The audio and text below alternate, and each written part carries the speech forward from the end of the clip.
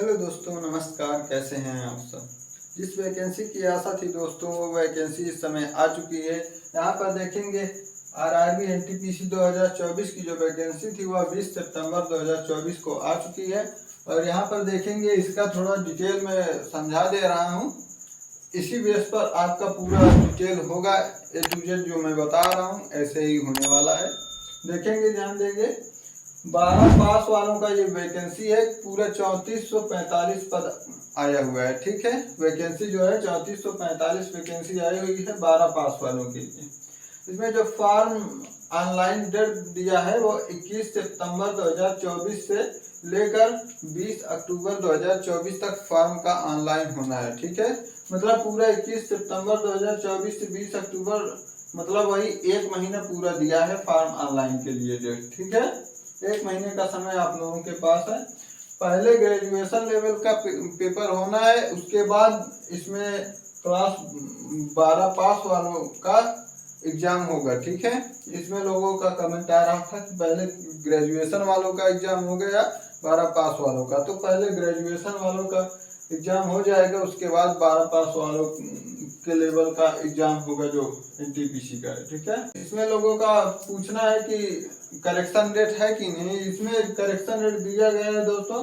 इसमें 23 अक्टूबर से लेकर 1 नवंबर तक आप करेक्शन कर सकते हैं अगर कोई त्रुटि हुई है। वैसे तो अपने तरफ से वर्कस कोशिश रहती है लोगों की। ठीक है, इसमें 7 से 8 दिन दिया गया है, आपको अच्छे से आप करेक्शन करवा सकते हैं।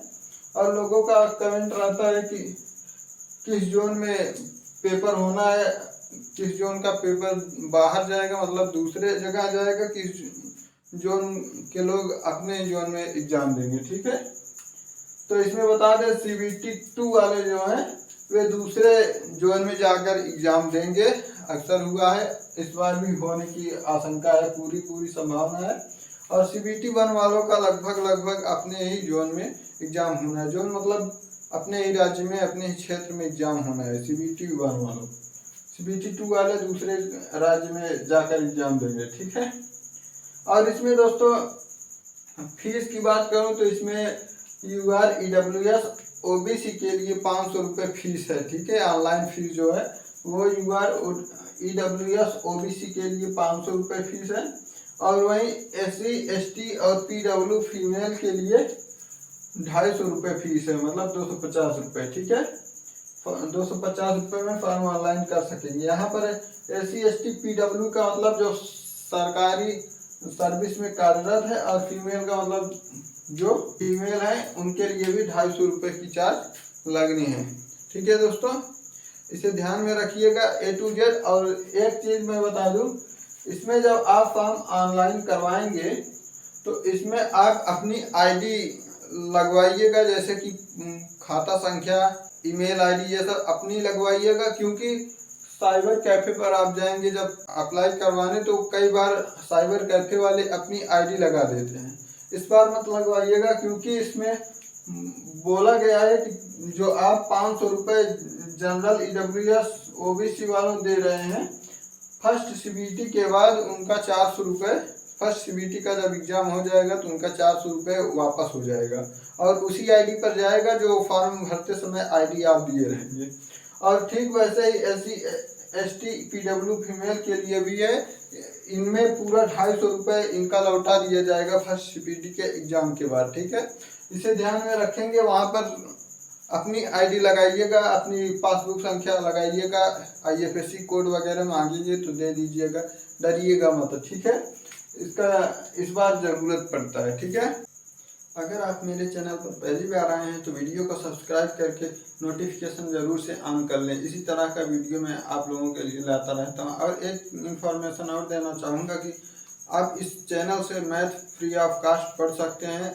अभी मैंने मेंसुरेशन की क्लास शुरू किया हुआ है, जिसमें आधा मैंने पढ़ा दिया है और आधा आगे पढ़ाता रहूँगा। ठीक है, आप लिंक डिस्क्रिप्शन में होगा, देखकर आप वहां से जाके मेरे मैथ का क्लास ले सकते हैं और अच्छे से अपनी पढ़ाई कर सकते हैं।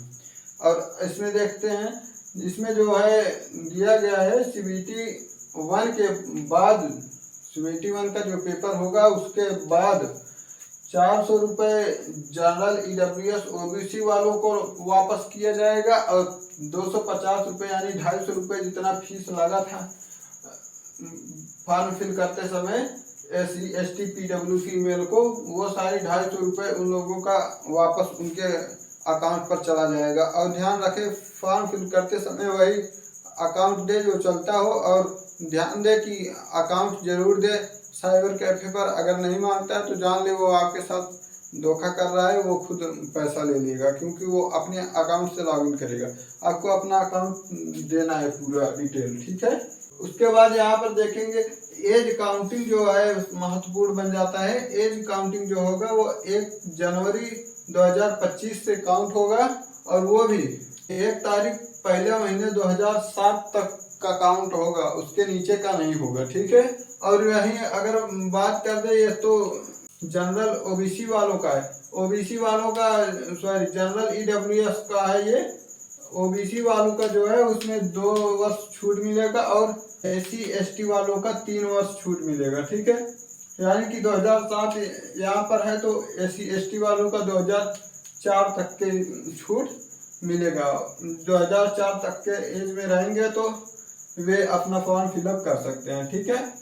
यहाँ एज की बात की जाए तो 18 से लेकर 33 वर्ष तक का एज इस समय EWS जनरल OBC का लिया जा रहा है। OBC का 33 से 35 वर्ष है और EWS और जनरल का 33 वर्ष है और SC ST का 5 वर्ष का छूट है, ठीक है। मतलब 33 है तो उनका 5 वर्ष का छूट 38 तक भरा जाएगा। यहाँ पहले 30 वर्ष तक की केवल लिया जाता था, 18 से 30 वर्ष तक की केवल लिया जाता था, लेकिन जब से ये COVID-19 आया है तब से 33 वर्ष कर दिया गया सबकी एज 3 वर्ष बढ़ा दीजिए, ठीक है। इसमें जो पोस्ट आया है टोटल पोस्ट 4 पोस्ट आया हुआ है, मतलब 4 पद वैकेंसी का आया हुआ है, जिसमें से 2 पद ऐसे हैं जिसमें टाइपिंग टेस्ट मांगे हुए हैं दोस्तों, ठीक है। आपको टाइपिंग टेस्ट देना होगा, ठीक है। मतलब पहला दूसरा स्टेज जो होगा उसमें आपका पेपर होगा, तीसरे स्टेज में आपका टाइपिंग टेस्ट भी होगा, ठीक है। उसके बाद इसमें टाइपिंग टेस्ट में 30 WPM इंग्लिश में मांगता है, मतलब 30 वर्ड पर मिनट, 1 मिनट में 30 वर्ड, ठीक है। और हिंदी में जो मांगता है 1 मिनट में 25 वर्ड टाइपिंग में मांगता है, ठीक है, लिखने को, जिसमें से 4-5 अक्षर का होता है 1 वर्ड, ठीक है। और स्टेज 1 सबसे पहले स्टेज 1 का एग्जाम होगा।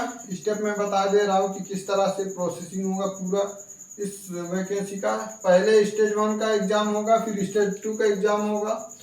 जस्ट स्टेज 2 के बाद टाइपिंग कराया जाएगा आपका, जिसमें 30 WPM मांगेगा इंग्लिश और हिंदी 25 WPM मांगेगा टाइपिंग।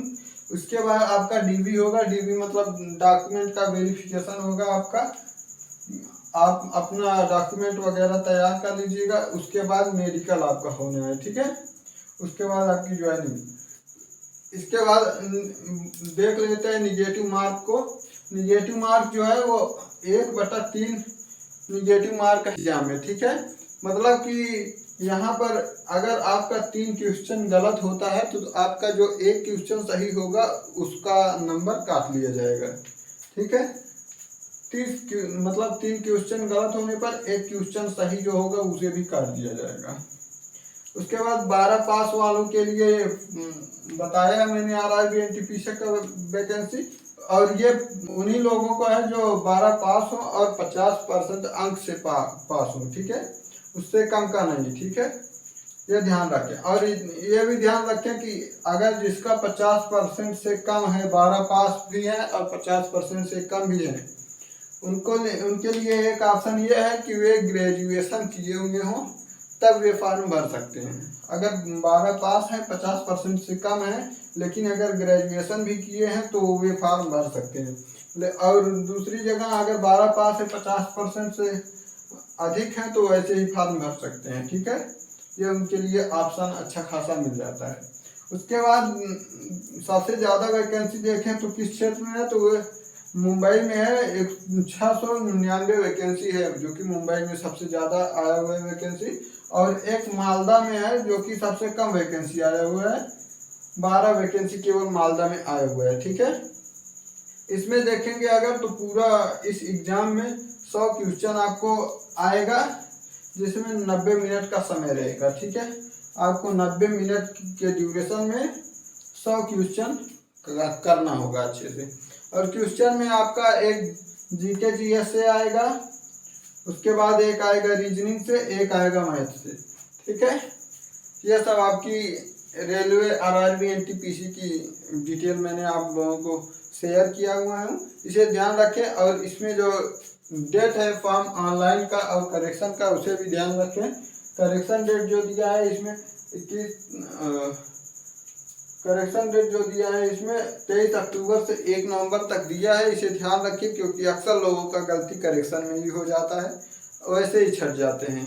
ठीक है, इसलिए अपना ध्यान रखें। और मैं एक इंफॉर्मेशन देना चाहूँगा, आप इस चैनल से अच्छे मैथ की पढ़ाई कर सकते हैं। अक्सर लोगों को डर लगता है मेंसुरेशन में, तो मैं मेंसुरेशन बिल्कुल अच्छे से पढ़ाया हूँ। आप घर की तरह पढ़ सकते हैं मेंसुरेशन को, आपको समझ में आएगा, ये मेरी गारंटी है। ठीक है, नमस्कार, धन्यवाद।